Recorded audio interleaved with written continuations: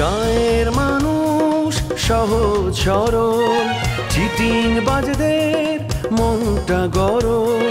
কেউ বলে না ভাই ন্যায্য কথা বলার মতো একটা মানুষ চাই।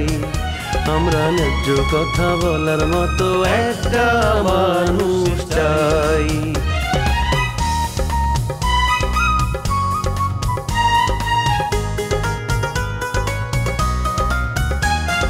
সৎ মানুষের ভাঙ্গা বাড়ি, ধান্দা বাজরা নেয় যে গাড়ি। কেমন নিয়ম ভাই, উচিত কথা বলার মতো একটা মানুষ নাই। উচিত কথা বলার মতো একটা মানুষ নাই।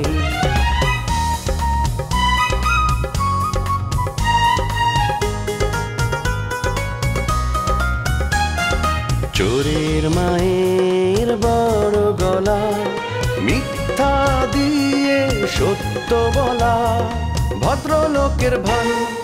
এক সমাজেই বাস করে ভাই চিটার এন্ড জেন্টলম্যান। মাসে 20,000 টাকা বেতনে গার্মেন্টসে চাকরি করো, আর সে যদি মাসে 30,000 টাকা পায়, একটু ঘোরাঘুরি কইরা একটু গল্প কইরা, সেটা কি খুব কম হয়ে গেল? মজনু আমারে ডিস্টার্ব শুরু করছে। আমার নামে নানান কথা, নানান বাজে বাজে কথা গ্রাম বইরা বইলা বেড়াচ্ছে। আমার গ্রামের মানুষজনের সামনে মুখ দেখানো দায় হইতেছে। আচ্ছা, তুমি কি কোনো কারণে ওই যে ববিতার নাটকে নেওয়ার ব্যাপারে কিছু কইতে চাইতেছো? আপনার কাছে এখন একটাই অপশন খোলা আছে, সেটা হচ্ছে আপনি যত তাড়াতাড়ি সম্ভব নূপুরকে ডিভোর্স দেবেন। নূপুরকে ডিভোর্স দিয়ে দেনমোহর টাকাগুলো খুব বুঝিয়ে দেবেন। শোনো, আমি যে কয়দিন চেয়ারম্যান আছি, এই কয়দিন তুমি এই যে এরকম বেহায়াপনা বেলাল্লাবানা করতে পারবা না, আর এই যখন তখন রিসোর্টে যাইতে পারবা না। আপনাকে অনেক সুন্দর লাগছে। আপনাকে দেখে তো আমার খিদা লেগে গেছে, গলা চুকে আসতেছে। আমি কি গলাটা একটু চেক করে দিব? আরে না না, চারিদিকে আমার কর্মচারীরা ইচা মাছের মতো তাকিয়ে আছে। তাহলে যেখানে ইচা মাছগুলো তাকায় থাকবে না, চলেন সেখানে যে। কথার পাশাপাশি কি আপনার হাতটা একটু ধরতে? না, এত তাড়াতাড়ি ধরাধরিতে যাইতে চাই না। রিসোর্টে আমার ছেলেও আছে, বিরাট রিস্ক হয়ে যাবে। রিল্যাক্স, প্রেম করতে এসে এত ভয় পেলে কি চলবে? ছেলেকে আগে ঢাকায় পাঠাই, তারপর আপনার সাথে কথা বলবো। মানুষ মিথ্যাবাদী। শমশের সাহেব তো খুব আমাকে চাপা মারলো, তার শ্বশুর নাকি প্রেমের সমুদ্র। এখন তো দেখতেছি তার উল্টাটা। আপনি তো একটা ভিতর ডিম। আরে না না, বহু বছর পরে এদিকে আসছি তো, তাই প্রথম প্রথম একটু অসুবিধা হচ্ছে। আবারও একই প্রশ্ন করি, তোমার কি সত্যি আমাকে ভালো লাগছে? সত্যি সত্যি বলো। ইস, সরি, আমি আবার তোমাকে তুমি করে বলে ফেললাম। তোমার যদি আমাকে মন থেকে ভালো লাগে, তাহলে তুমিও আমাকে তুমি বলতে পারো। তুমি তো আমারে জাদু করে ফেলাইছো। তোমারে দেখা তো আমি আবার সেই যৌবনকালে ফিরে গেছি। আমিও। তুমি তো হেব্বি সুন্দর, তোমার হাত দুইটা তো আরো সুন্দর। তোমার কাছে তো নায়িকাও ফেল। শুধু কি খালি মুখে কথা বলবো? চা কফি কিছু আসবে না? অবশ্যই আসবে, ব্যবস্থা করতেছি। এই নুরু, নুরু, কফি আনো। ওকে ওকে ওকে, থ্যাংক ইউ। তা মানে পুলিশ কি সত্যি সত্যি আসবে? কি মনে হয় তোমার? তোমার কি মনে হয় আমি মিথ্যে বলছি? নবুরাবা, মিথ্যা আবার সম্পর্কে এখন আপনার ধারণা হয় না। উনি যে কত বড় উপলব্ধ হলেন, এটা আমি টের পাইছি। আর বাবা, পুলিশের সাথে আমি কথা কইছি, থানায় গেছি আমি জানি না। পুলিশ তো স্ট্যান্ড বাই হয়ে বসে আছে। জাস্ট একটা ফোন করলেই, মিথ্যা আবার কথা করলেই, মনে করতে আধা ঘন্টার মধ্যে এখানে এসে হাজির হবে। শরীফ প্রথমে খুব ফটো করছিল, হ্যাঁ দেখছে, পরে যখন পুলিশের কথা বলছে একেবারে বিজাবিলার মতো চুপ হয়ে গেছে। এটা ওকে কিন্তু এবার কোনো রকম ছাড় দেওয়া যাবে না, ওর একটা বিহিত করতেই হবে এবার। দেখো, আমি কিন্তু একদমই ওকে ছাড় দিতে চাই না, কিন্তু এই ব্যাপারে তোমার মনোভাবটা জানা দরকার। তুমি কি চাও? তুমি কি সত্যি সত্যি সংসারটা ভেঙে দিতে চাও? আপা দাঁড়ান, আবার কথা শুনে লাভ নাই। আমি করতেছি, আমি নিশ্চিত নূপুরাপা এই লোকের সাথে সংসার বেশি দিন করতে পারবো না। যেই সংসারটা করতে যাবো কিছুদিন ভালো চলবো, তারপরে আবার দেখবেন যা তাই, এ পরিবর্তন হন না, এই সংসার করতে যায় না, তাহলে ঝামেলা হয়ে যাবে, নূপুরাপার জীবন শেষ। মিন্টু ভাই ঠিক বলছে, আমি কোনো অবস্থাতেই এই লোকের সাথে আর সংসার করবো না। দরকার হলে আমি সারাটা জীবন একা থাকবো, তারপর ঠিক আছে, তোমার চিন্তা ভাবনা যদি এই হয় তাহলে আমি ডিভোর্সের ব্যাপারটা দেখছি। তোমার ওর সাথে সমঝোতা করার চিন্তা ভাবনা করতে হবে না। আপা এইটার তো বিচার সুন্দর একটা বিচার হয়ে যেতেছে, সব ঠিকঠাক আছে, কিন্তু ওই দুইটার বিচার কি হইব? ওই দুটো রেখে ছেড়া দিব? ওদেরকে দিয়ে আমার মনে হয় না আমাদের কোনো কাজ আছে, ওই দুজনকে ছেড়ে দাও। কিন্তু একটা কথা, ওই যারাকে যদি আমরা এখন ছেড়ে দেই তাহলে শরীফ যে মানে এত বড় একটা অপরাধী এটা তো আমরা প্রমাণ করতে পারবো না, তখন তো ঝামেলা আরো বেড়ে যাবে। হ্যাঁ এইটা কিন্তু সঠিক কথা আপা, নূপুরাপা কিন্তু একদম সঠিক কথা বলছে। যারা ম্যাডামরা যদি এখন ছেড়ে দেন আমরা বিপদে পড়ব, বরং এখন উচিত হচ্ছে যারা ম্যাডাম এখানে থাক, আমরা শরীফ আর এই যে যারা দুইজনের সামনাসামনি পুলিশের সামনে দিব, তাকে জবানবন্দি হইব, তাদের এই যে সমস্ত কিছু জিজ্ঞাসাবাদ হইব, তারপরে ওরাই বিচার করবো আসল ঘটনা কি, তাহলে কিন্তু আমরা সেভ হয়ে যাবো। ওকে, আমি এত গভীরভাবে ভাবিনি। তাহলে একটা কাজ করো তোমরা, যারার সাথে যে ভদ্রলোকটা এসেছে তাকে ছেড়ে দাও, তাকে রেখে কাজ না। কি না বিজা, কি খবর? তোমার ডার্লিং কই? ডার্লিং কই মানে? আর ডার্লিং কি আবার? তোমার ডার্লিং কয়টা? এই কি ফালতু কথা কন কিল্লাই, হ্যাঁ? মেলা ডার্লিং মানে কি? না, মানুষের ডার্লিং মেলা থাকলে তো কয় কোনটা, মানে কার কথা কন এরকমের কি, তাই না? একটা থাকলে তো ডাইরেক্ট নামই কয়ে ফেলাইতো। এসব কথা বাদ দিয়ে আপনি কিয়া কইতেছেন সেটা কন। না, কইতেছিলাম যে তোমার ডার্লিং রোমিও সে তো নাটক বানাইলো, তোমারে তো নিল না। আরে নিল না? হ্যাঁ, আরে না করণে সাধ্য আসেনি রোমিওর, আইনা নিযুক্ত করি নাই, এটা লাইনে করণ হয় নাই। এই তো কয়ে বেরিয়েছে তোমার আর জীবন হয়ে নিব না, ওই নতুন নায়িকা নিছে না, এর লাগে তো পুরো দহরম মহরম প্রেম চলতেছে এখন। প্রেম তো হইছে আর লগে, হেতির লগে না অভিনয় করছে, ঠিক আছে মানলাম যে অভিনয়ের নায়িকা আরেকগারে নিছে, কিন্তু প্রেম আর লাগি, হেতির লগে কিসের প্রেম? জি না, ওইটা ভুলে যাও, ঠিক আছে? এখন পুরো মশগুল হয়ে গেছে ওই নায়িকার প্রতি, ধ্যান জ্ঞান মন প্রাণ সব হের প্রতি নিবেদন করে বইরিছে। আর তো মনে হয় আন্নে হেস লাগান, আর যদি কথা হাসা হই থাকে আন্নে নায়িকা হিগার অ্যাড্রেস আরে দেন, আই হেতির কাছে যাই হেতির চুল একদম টানি ব্যাগ বসরি হেলাইম। ও তার মানে তুমি প্রতিশোধ নিতে চাও? শোনো, আপনি যদি প্রতিশোধ নিতেই চান তাহলে আপনাকে একটা প্রস্তাব দেই, আমি একটা সামনের নাটক বানাবো, ওই নাটকে আপনি নায়িকার পাঠ করেন। আন্নে নি বানাইবেন? কোথায় রোমিও আর কোথায় আন্নে? হ্যাঁ, রোমিও শিখিয়েছে বোম্বের তুন, আর আন্নে নিজে নিজে কদ্দুরে ক্যামেরা দড়ি দড়ি বানান, আন্নের লগে কি রোমিওর তুলনা হইব? মানে রোমিওর লগে কি আন্নের তুলনা হইব?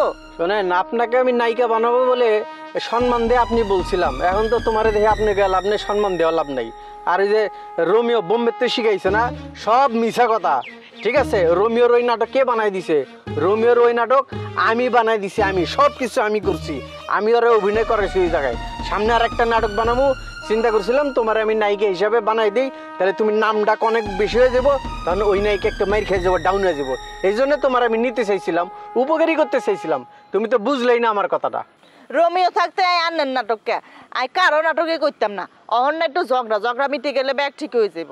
ঠিক আছে, এত রোমিও করতেছো, ওই রোমিও তোমার জীবনও ডাকবো না, অভিনয় করতে নিব না, ওই যে কিক মেরা সরে যাবো আস্তে করে, ঠিক আছে?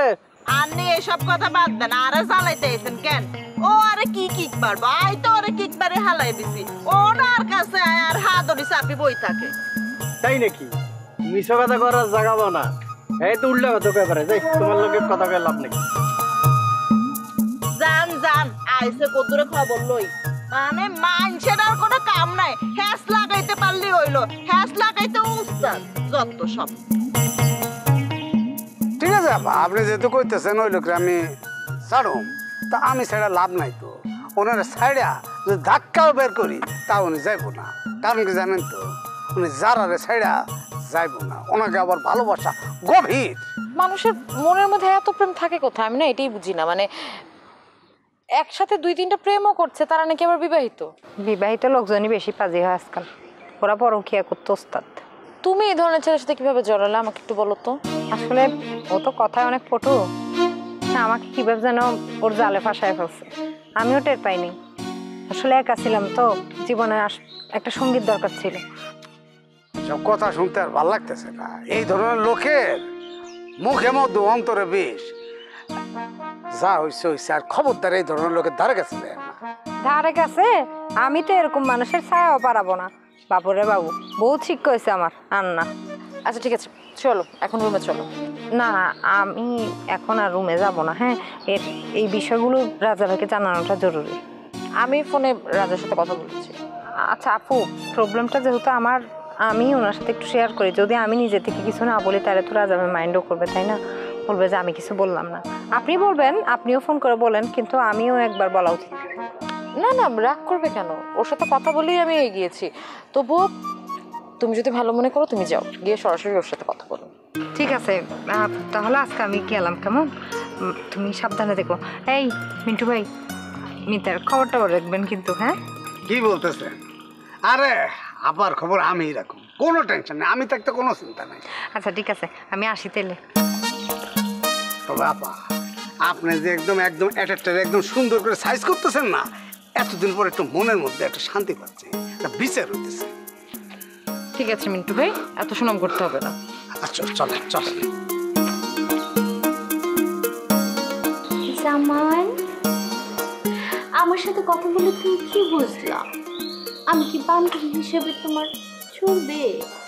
চলবে মানে একদম দৌড়াবে। আচ্ছা, তোমার হাজবেন্ড কি করে? কি অদ্ভুত প্রশ্ন। হাজবেন্ড থাকলে আমি তোমার কাছে কেন আসছি? ওফ, আমার হাজবেন্ডের সাথে আমার 2 বছর আগে ডিভোর্স হয়ে গেছে।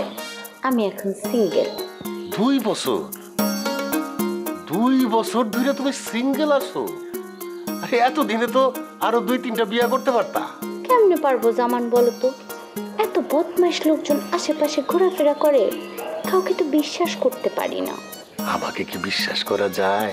বিশ্বাস না হইলে কি আমি তোমার কাছে আসতাম জামান? শোন, তুমি আর আমি তো বন্ধু।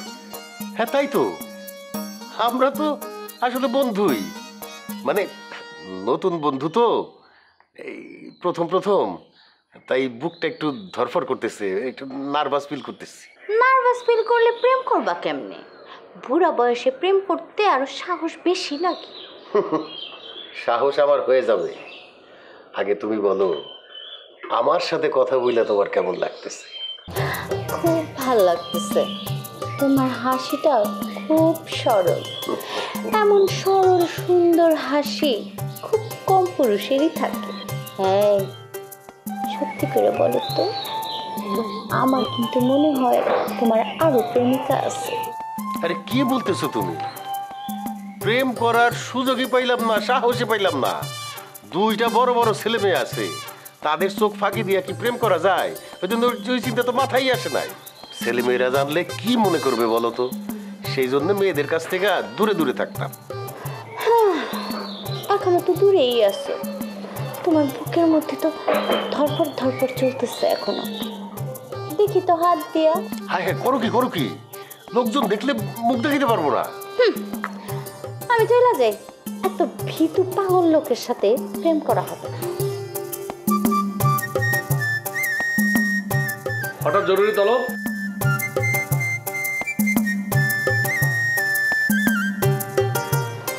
কেন জরুরি তলব করে অপরাধ করে ফেলেছি?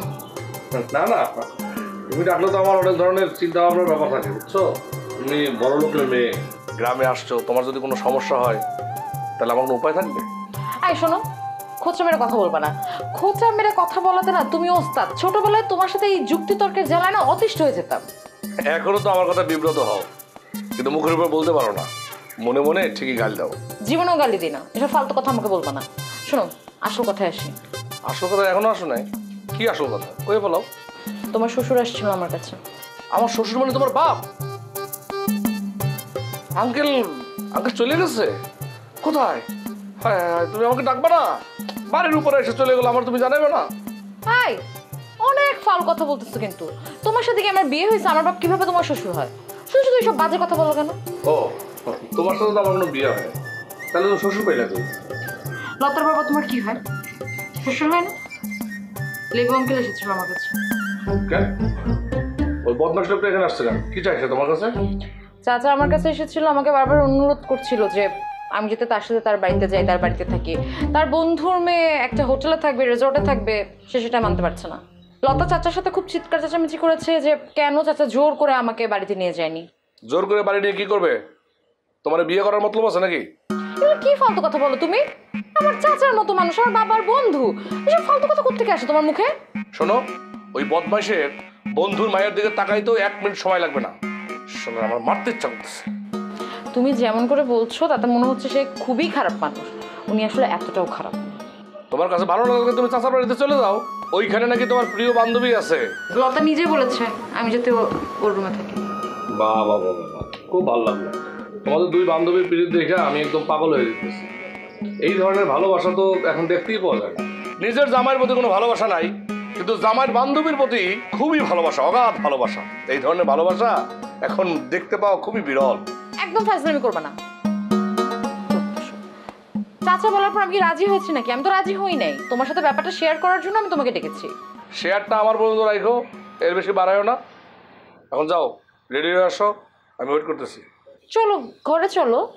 না না না, তুমি যাও। এলাকার লোকজন দেখলে আমার এই রোমিও আর বুলেটের পর্যায়ে নামায় নেবে, বুঝছো? তুমি যাও, রেডি হয়ে আসো, আমি দাঁড়াই।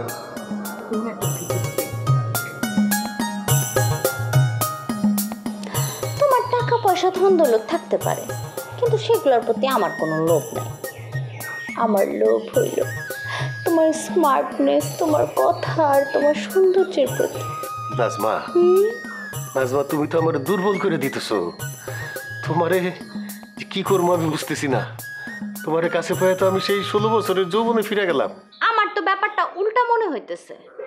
আমার মতো একটা সুন্দরী পাশে বসে থাকার পরও তুমি তো 80 বছরের বুইরাদের মতো আচরণ করতেছো। আরে 16 বছরের যুবকের মতো হইলে তো এতক্ষণে আমার হাত ধরে নায়কের মতো জড়ায় ধরতাম, জোর করে আমারে কোলে তুলে নিয়ে সুইমিং পুলের পানিতে এতক্ষণে ভাসায় দিতাম। এত কিছু একসাথে আমার পক্ষে সম্ভব না। আমার ছেলেটা রিসোর্টে আছে তো। হ্যাঁ বুঝছি, তোমার সাথে গল্পটা করে দিনটা ভালোই কাটলো, কিন্তু এখন আর ভালো লাগতেছে না। আমি যাই। কেন? তুমি কি আমার কথায় রাগ করলা মনে হইতেছে? রাগ তো একটু করছি, শুধু শুধু কথা বলে আর সময় নষ্ট করতে ভালো লাগতেছে না। আজকে আমি আসি। হাসি মানে? আরেকটু বসো। না, আমার আজকে একটু তাড়া আছে। ও, তা আবার কবে দেখা হবে? তোমার সাথে দেখা না হলে তো আমার খুব খারাপ লাগবে। আগে খারাপ লাগাটা শুরু হোক, তারপরেই দেখা হবে। Bye bye.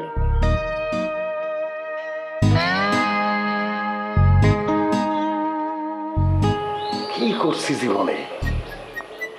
এই একটুখানি ভালো লাগা, আবার পুরানো যৌবনে ফিরে গেলাম।